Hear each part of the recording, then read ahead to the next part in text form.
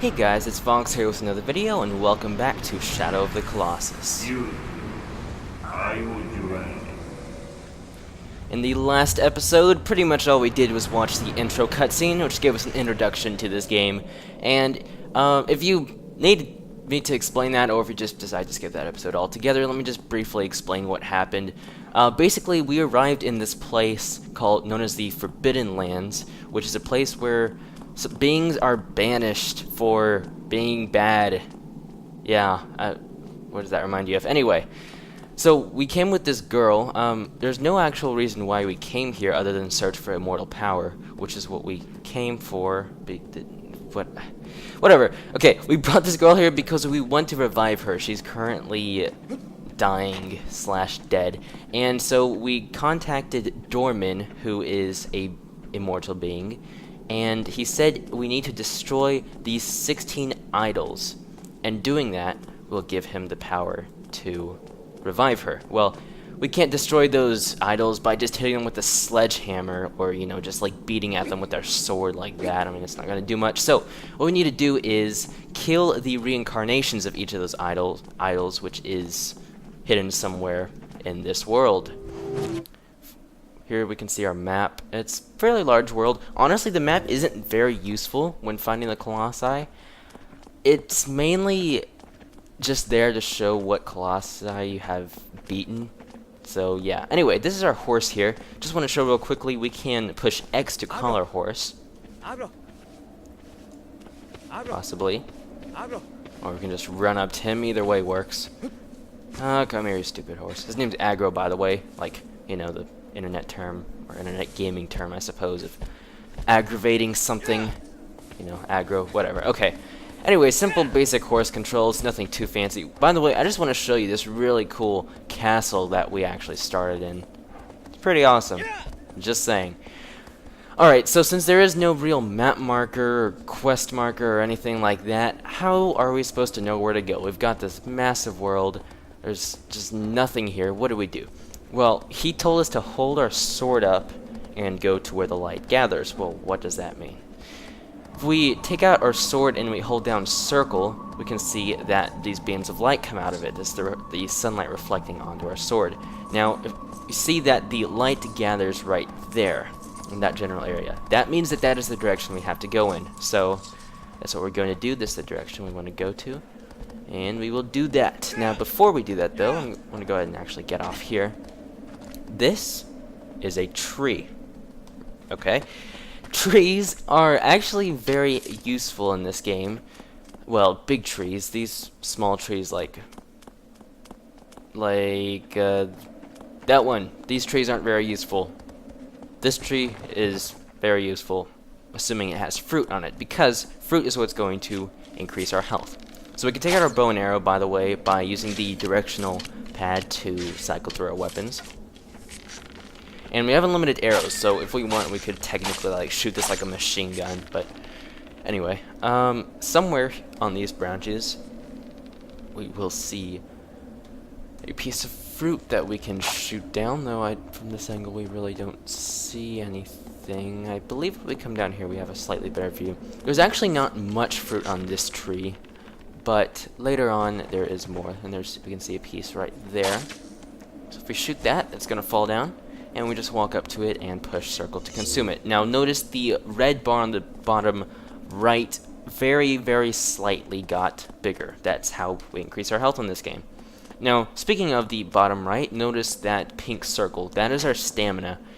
If we come over to something like this, for example, soft materials like moss or fur we can grab onto. So we hold R1 to grab onto something, and we just move the control stick to grab, you know, back and forth, up and down. And notice how our stamina on the bottom right, that circle starts to get smaller and smaller. Once there's no more circle, we're just going to automatically let go. So you need to be careful about managing your stamina. Now, if you stand on a flat spot like this, but you still want to keep sturdy ground, you can hold down R1 and, well, that actually wasn't the best example. Let's just jump down here. We lost a little bit of health, but that's fine. We can still hold down R1 and kneel down, which is going to give us a bit more support. We can even walk like that, and it's just keeping ourselves very heavy-footed, which will be useful later on for reasons that will soon be explained. Alright, so let's go ahead and call our horse again, because I have no idea where he went. The fact that we whistled means that he's quite a bit away, so...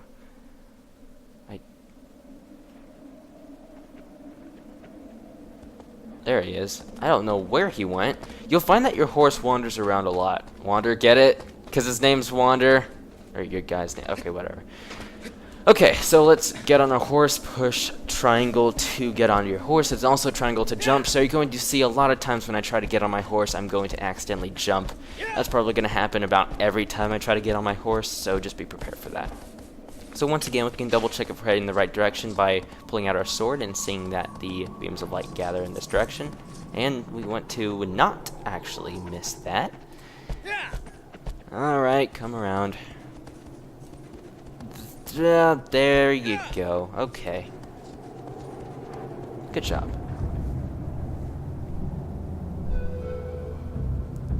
Now the fact that music starts and the fact that it has this cutscene pretty much tells you that you're going in the right direction, so once that happens, you know you're doing things right.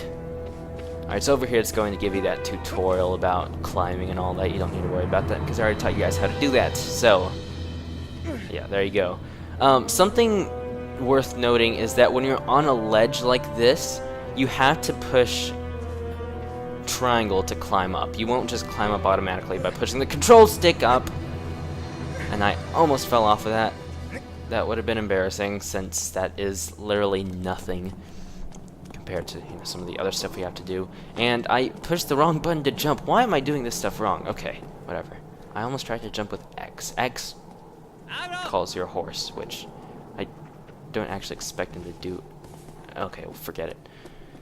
Anyway, let's continue on. If you push R1 and triangle, you'll do a roll. Of course, that response came up a bit late, but it doesn't matter. I already know how to play this game, and I'm here to teach you guys.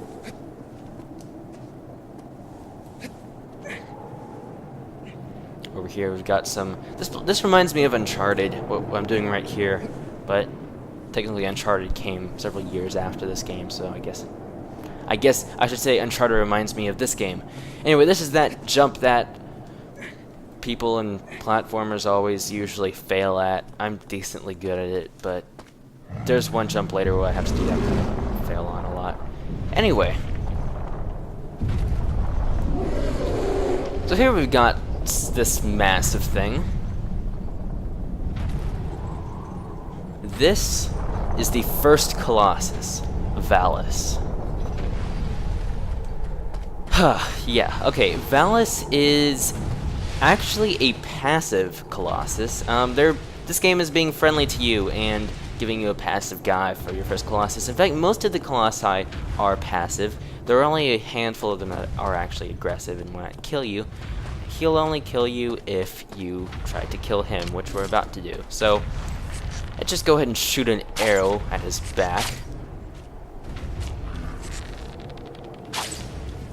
Just kind of wondering what's going on. And he slowly turns around and just watch his anger as he spots us. Yes. So once the music begins, that's how you know the fight is on. That's how you know that the Colossus has detected you, and that's how you know you're in trouble. Right. So what we want to do for this Colossus is we need to get onto him. We want to make sure that doesn't hit us, for one. We're going to pull our sword out. Remember how I mentioned that the sword beams show you the general direction of your Colossus?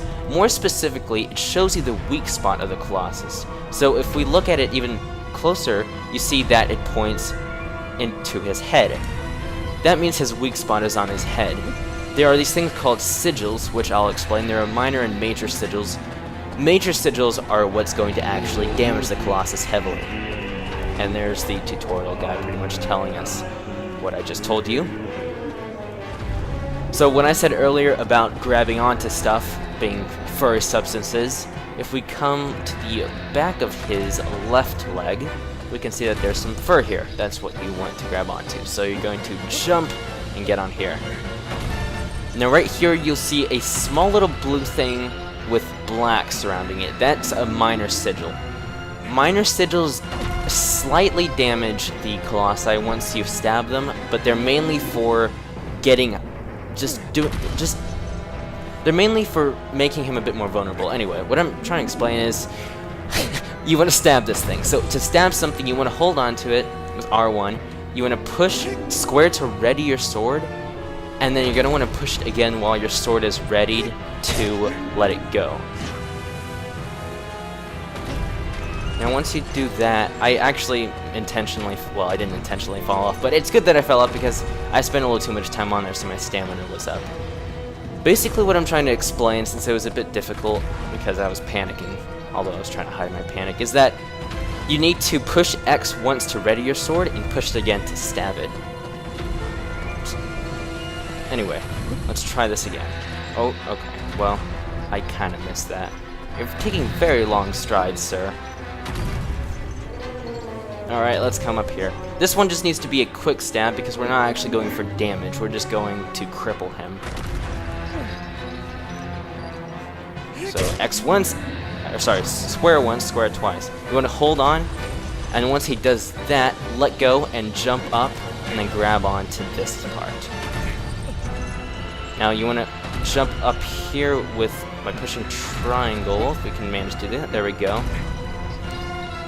And I'm going to hope that we can make it up here before our stamina runs out.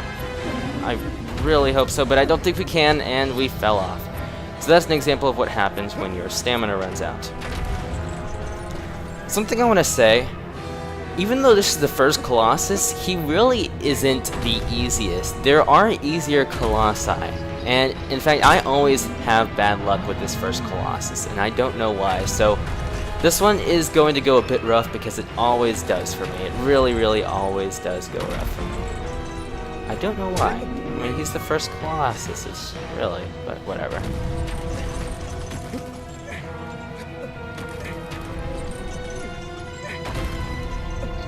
Alright, let's...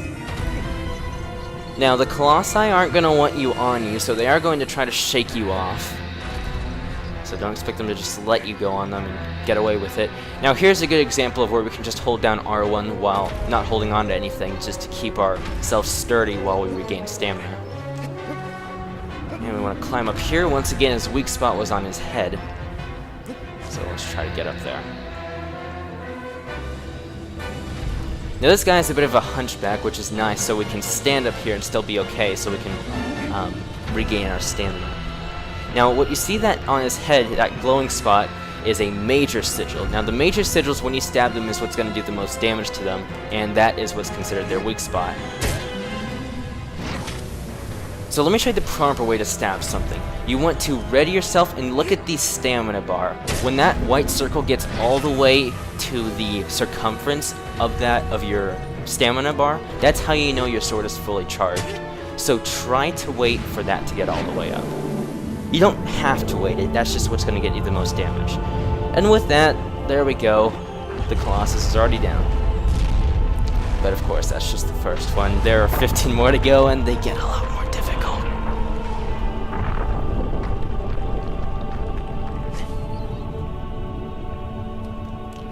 Alright, so you got a bit of free running here, but that thing's gonna attack you, whatever it is.